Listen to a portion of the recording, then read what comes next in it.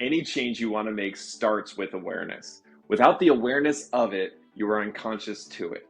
Before you can see any significant change in behavior or your own way of being, it must start with a desire to change and an awareness of it. This means you have to admit you're doing something repeatedly you do not agree with and accept that it requires change. The awareness loop is an observation I've made of myself.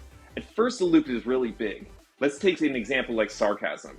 I used to use sarcasm at times when I felt uncomfortable in social situations, but afterwards, I feel really bad about how I handled myself.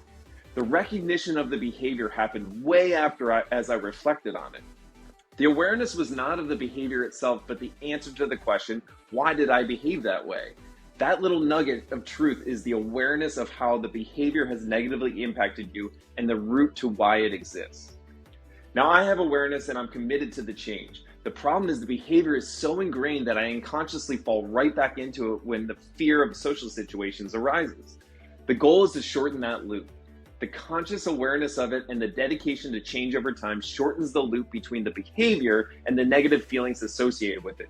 What I've come to realize is that a persistence on the change without judgment towards failure incrementally shortens that loop until eventually you are catching it in real time.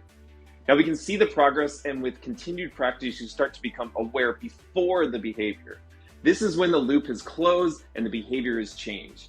Now this isn't scientific, it's just an observation I've had over the years that works time after time only when I have an intention to change, a lack of ego resistant to it, and a strong awareness of not just the behavior, but what underlying insecurities caused it to begin with.